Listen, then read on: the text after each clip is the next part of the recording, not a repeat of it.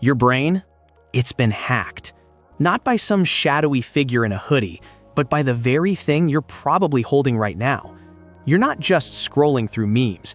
You're scrolling away your ability to think, to focus, to be. And the worst part?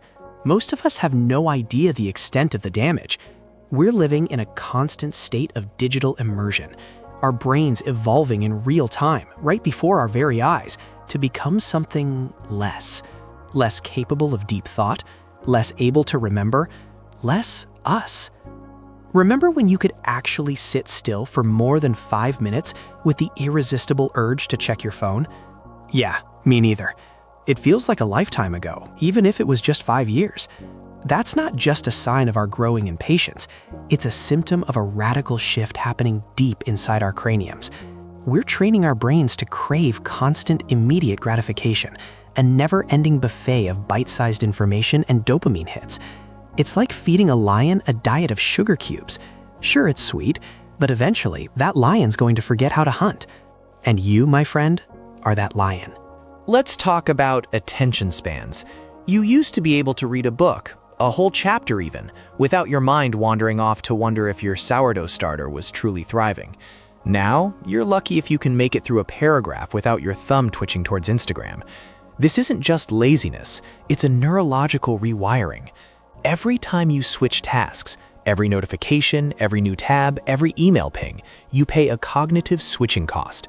It's like stopping your car, turning it off, getting out, and getting back in just to drive 5 feet. Our brains are doing this thousands of times a day.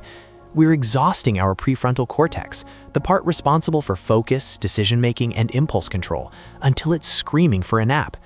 No wonder we feel so perpetually tired, even after a full night's sleep. Your brain just ran a mental marathon, dodging digital projectiles all day. And memory? Oh, sweet memory. It's like we've outsourced ours to Google. Remember trying to recall a movie star's name, really racking your brain, digging through those dusty mental archives until, aha, it popped out.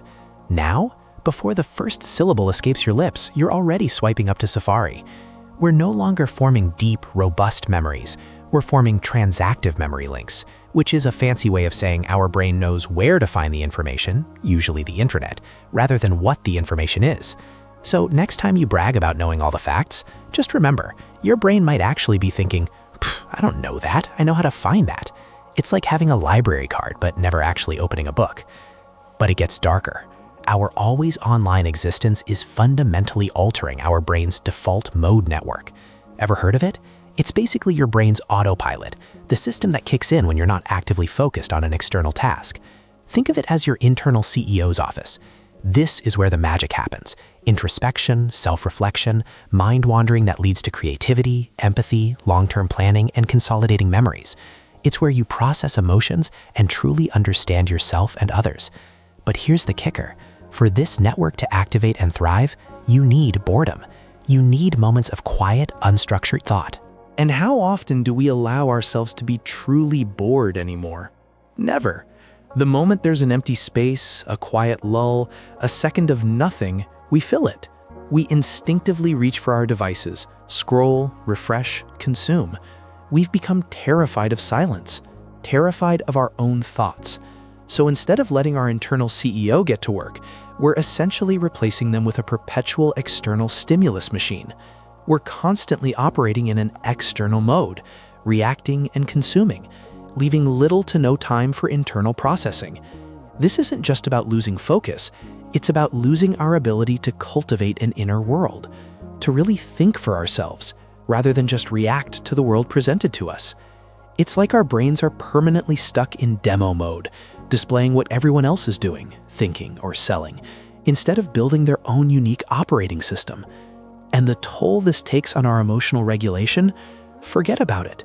The constant comparison trap of social media, the curated highlight reels of everyone else's perfect lives, the pressure to always be on and responsive, it's a recipe for anxiety, FOMO, and a pervasive sense of inadequacy.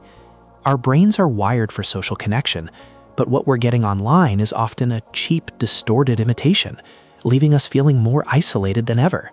We're seeking validation from strangers, chasing virtual likes, and literally rewiring our reward systems to prioritize external approval over genuine internal well-being. It's a psychological hamster wheel, and we're all running on it, wondering why we feel so out of breath. So the next time you find yourself mindlessly scrolling or instinctively reaching for your phone the second you're alone, just remember, you're not just wasting time. You're actively participating in the slow, insidious erosion of your own cognitive architecture. You're pruning away the neural pathways that allow for deep thought, sustained focus, and genuine self-reflection. You're trading your brain's powerful, nuanced operating system for a glorified notification panel. The real brain damage isn't a physical lesion you can see. It's the invisible chipping away of your inner world, the relentless outsourcing of your most vital cognitive functions, and the ultimate sacrifice of the quiet, messy, beautiful space where true thought and connection are born. So I have to ask, is this constant connectivity worth the silent price our brains are paying? Let me know in the comments. And if you learned something new, hit like and subscribe for more insights.